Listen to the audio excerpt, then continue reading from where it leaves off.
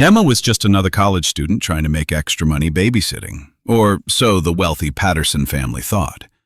What they didn't know was that their 22-year-old babysitter had spent 3 years as a Navy SEAL before deciding to pursue a normal life. But when armed men kicked down the front door at 9:47 p.m., little Tommy and Sarah Patterson were about to discover that their babysitter wasn't quite as ordinary as she seemed.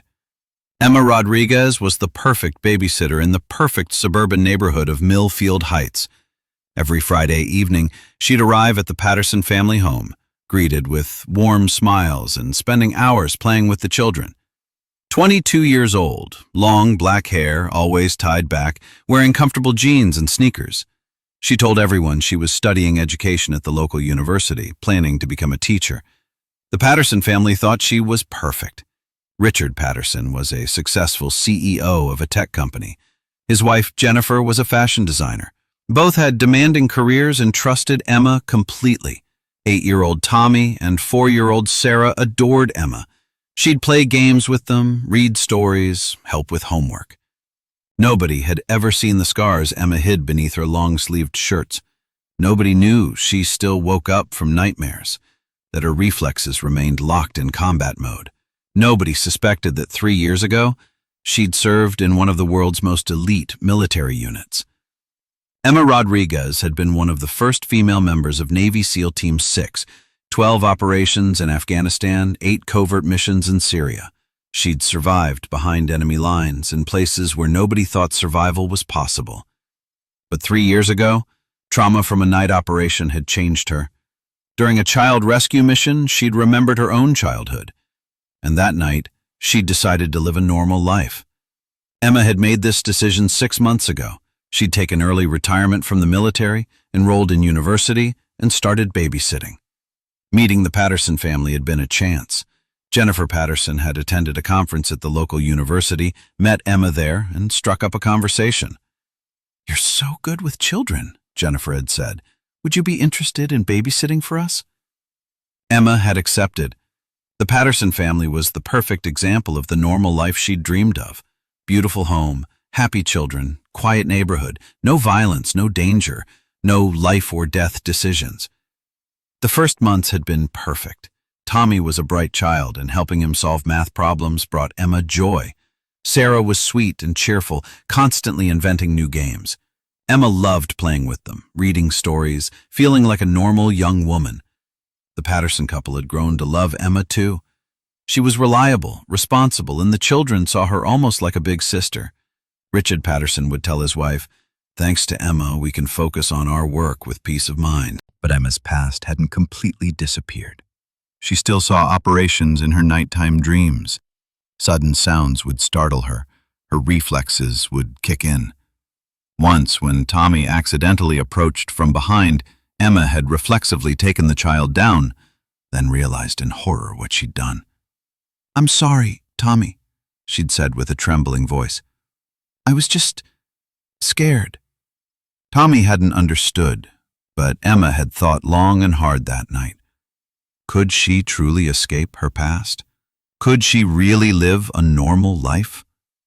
This Friday evening had started normally.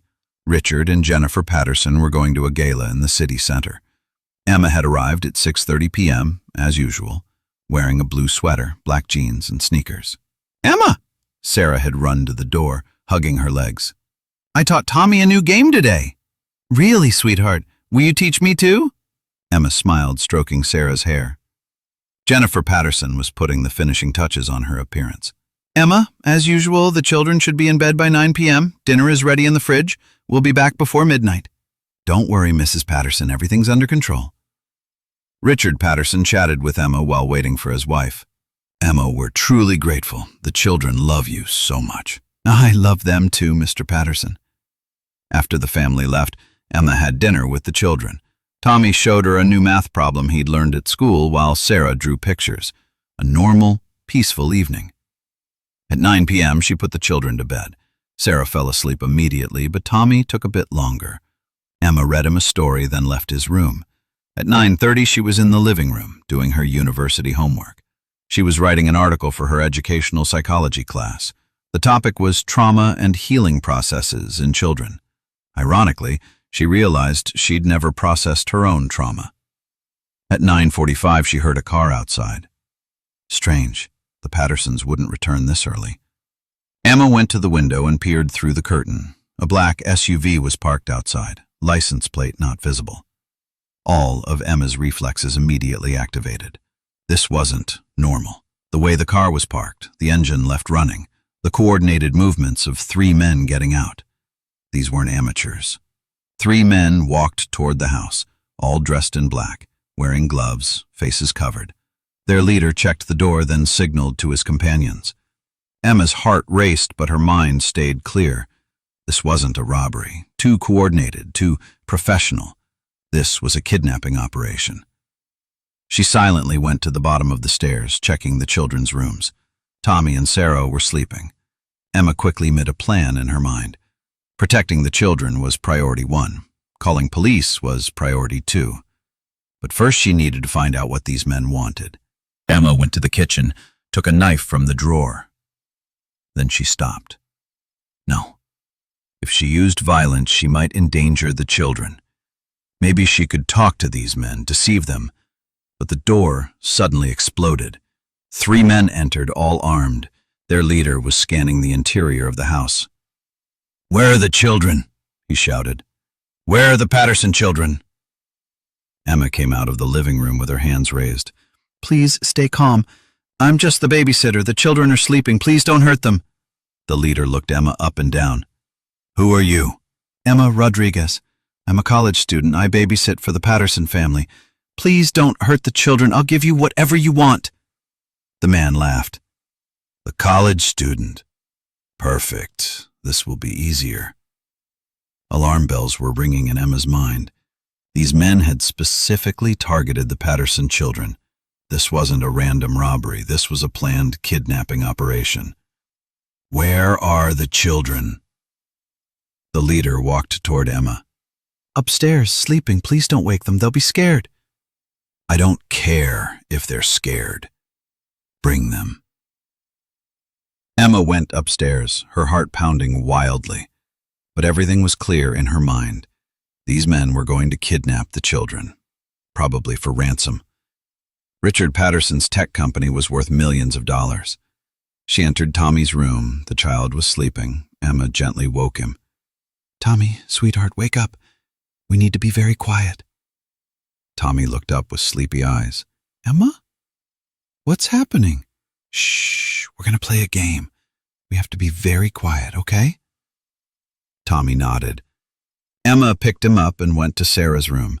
Sarah was also sleeping. She woke her too. "Sweetheart, wake up. Quietly." Sarah came sleepily into Emma's arms. "Emma, what's happening?" Tommy whispered. Emma looked at the children. Their innocent faces reminded her of her past, the children she'd rescued in Afghanistan. She'd made a promise then. She would never allow any child to be harmed. "Tommy, listen to me. They're bad men downstairs. I'm going to keep you and Sarah safe, okay? Do you trust me?" Tommy looked scared, but nodded. "I trust you. Sarah, do you trust me too?" Sarah mumbled, resting her head on Emma's shoulder. Emma took the children to the master bedroom. There was a large closet there. "Tommy, take Sarah and hide in that closet. Don't make a sound. Don't come out until I come for you. Do you understand?" "But Emma..." "Tommy!" Emma held the child's shoulders. "I'm going to protect you, I promise. But you need to hide." The children hid in the closet. As Emma closed the door, she said, "Wait quietly. Everything will be okay." As Emma went downstairs, a change occurred in her mind. She was no longer college student Emma Rodriguez. She was Navy SEAL Emma Rodriguez. She had to protect the children, and she would do whatever it took. "Where are the children?" the leader shouted. "I couldn't wake them. They're sleeping very deeply." "You're lying." The man approached Emma. Emma backed away, keeping her hands up. "I'm not lying. You can go upstairs and look." The leader looked at his companions. "Mason, go upstairs, find the children. Carter, you stay here, watch this girl." Mason went upstairs. Emma was making a plan in her mind. 3 men, all armed, but she could separate them, one by one. First, she had to neutralize Carter. Carter stood in the living room, his gun pointed at Emma. "Don't move," Emma said. Okay, keeping her hands up, but her eyes were scanning the room. There was a heavy vase on the coffee table. It could be an effective weapon. Mason's voice came from upstairs. "I can't find the children. Their beds are empty," the leader shouted. "What do you mean you can't find them?" Emma smiled. She'd hidden the children well. "You!" The leader turned to Emma. "Where did you hide the children?" "I didn't hide them. Maybe they went to the bathroom." "You're lying." The man slapped Emma hard. Emma's head turned to the side, but she didn't feel pain. She only felt anger. These men could slap her, but if they touched the children... "Mason, search better!" While the leader was shouting upstairs, Carter had diverted his attention from Emma. Emma had been waiting for this moment. She quickly jumped to the coffee table, grabbed the vase, and hit Carter on the head with one motion. The man passed out. His gun fell to the floor. The leader turned to Emma, but it was too late. Emma had taken Carter's gun and was pointing it at the leader. "Drop your weapon," said Emma. Her voice completely changed. It was no longer the voice of a scared college student, but the voice of a commanding soldier. The leader was shocked. "You? Who?" "Drop your weapon on the ground, now!" The man saw the change in Emma's eyes. This wasn't the same girl anymore. "You're just a college student," he said, but there was doubt in his voice. "You're making too many assumptions." Emma held the gun steady, her aim perfect. Mason's voice came from upstairs. "Boss, I can't find the children." The leader was still holding his gun. "Mason, come downstairs." Emma said, "Last time I'm telling you, drop your weapon." Mason came running down the stairs. When he saw Emma armed, he was shocked. "What's happening?" This girl isn't a normal girl," said the leader. Emma smiled. Finally figured it out. Mason pointed his gun at Emma. "2 guns against 1. You don't have a chance." Emma's smile widened. "You might have 2 guns, but I was a Navy SEAL for 3 years, and you're amateurs." The leader flinched. "Navy SEAL? Impossible." Team 6. 20 operations. No failures.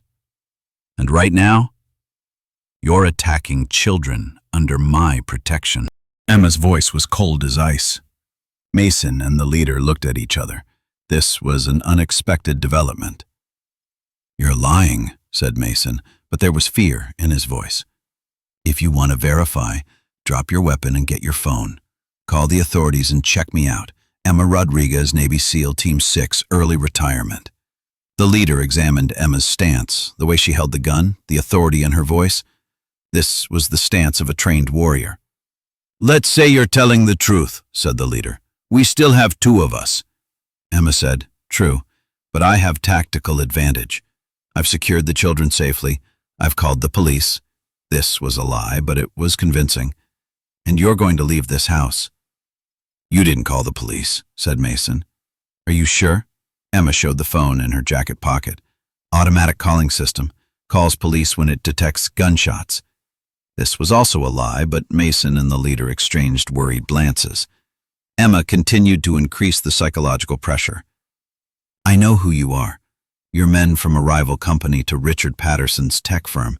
You were going to kidnap these children and demand ransom." The leader flinched. "How did you know that?" "Because I also received intelligence training. Your coordinated movement, professional equipment, specifically targeting the Patterson family, these aren't coincidences." Emma was telling the truth step by step. The leader and Mason were shocked that their plan had been exposed so easily. "But you didn't account for one thing," Emma continued. "You expected to find just a babysitter.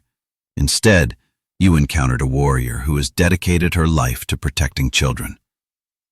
"Where did you hide the children?" the leader asked.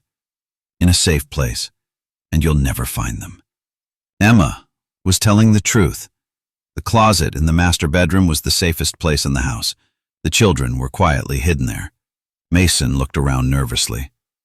"Boss, this is going very bad. Maybe we should leave." "No!" The leader got angry. "We're going to finish this job." Emma said, "This job is finished. The question is, are you leaving dead or alive?" The leader decided to shoot Emma. He raised his gun, but Emma was faster. Emma moved with the reflexes from her SEAL training. She dove to the side while firing at the same time. She hit the leader's gun hand. The man screamed in pain and dropped his weapon. Mason tried to shoot Emma, but Emma rolled behind the coffee table for cover. Then she jumped up and ran toward Mason. Mason didn't have time to pull the trigger. Emma grabbed his gun hand and twisted it. The sound of breaking bone was heard. Mason screamed in pain. Emma took Mason down, took his gun. Now she had 3 guns and 2 men were on the ground. "Carter is still unconscious. You 2 are wounded," said Emma. "This operation is over." The leader looked at Emma with his wounded hand. You really are a Navy SEAL." "I told you." Emma tied up the 3 men with plastic zip ties, using cables she found in the Pattersons' garage. Then she actually called the police. 911, emergency line. My name is Emma Rodriguez. There's been an armed assault and kidnapping attempt at 1247 Maple Street. There are 3 suspects, all neutralized. Need police and ambulance immediately. Ma'am, are you safe? Yes, suspects are restrained. Children are safe. After hanging up, Emma went upstairs. She opened the closet in the master bedroom. Tommy, Sarah, it's Emma. Everything's over. You're safe.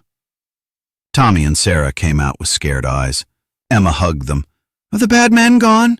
Sarah asked. Yes, sweetheart. You're safe now. Emma, you're a superhero, Tommy said excitedly. Emma smiled. No, sweetheart. I'm just someone who protects you. Police arrived 10 minutes later. Then the Patterson couple returned quickly from the gala. When Jennifer Patterson saw her children, she started crying. Emma, I don't know how to thank you, said Richard Patterson. You saved our children. Emma said, I just did my job. Police took Emma's incident report. The 3 men were taken to the hospital, then arrested. The kidnapping plan organized by rivals of the tech company was exposed. Commissioner Williams spoke with Emma. Ms. Rodriguez, I've been a police officer for 20 years, but I've never seen an intervention like this. Were you really a Navy SEAL? Yes. Why didn't you inform us? Because I'm no longer part of that life. I want to live a normal life. The commissioner nodded. I understand. But today, you saved children. This could be part of a normal life. The next day, Emma came to the Patterson family home. When the children saw her, they ran. Emma, you were a superhero last night, Tommy shouted. Emma, how did you beat the bad men? Sarah asked. Emma sat with them. I need to tell you something. I really am a college student, and I want to become a teacher. But I used to be a soldier. A real soldier? Tommy's eyes lit up. Yes, a very special soldier. But now I'm just Emma, who loves and protects you. Jennifer Patterson approached Emma. Emma, whatever your past is, you're part of our family. You always will be. Richard Patterson also joined. Emma, if you want, become our permanent babysitter. Not just to watch the children, but to protect them too. Emma smiled. I accept this offer, but my condition is, on normal days, I'm just Emma. Emma, the teacher candidate who loves stories and plays with children. Agreed, said Richard. But on dangerous days? On dangerous days, Emma looked with determination in her eyes. I'm Navy SEAL Emma Rodriguez. Tommy and Sarah applauded. Emma hugged them. So, Emma, said Tommy, if more bad men come to us, will you protect us again? Emma looked at the children's innocence. She had made an oath to protect them. This oath wouldn't change even if she left the military. Always, she said, I'll always protect you. And that night, Emma Rodriguez slept peacefully. because now she knew she didn't need to run from her past. She could use her past to protect the people she loved. Some people wear capes to be heroes. Emma Rodriguez had become a hero in jeans and sneakers, and this felt much more valuable to her than her normal life. Because true heroism isn't about being strong, it's about using your strength for the right purpose. And Emma Rodriguez now knew her strength was in the right place, protecting innocent children. The end. Did you enjoy this story? Write to us in the comments. What would you have done if you were in Emma's place? And don't forget to subscribe. Join Silent Warriors Stories channel for powerful stories every week.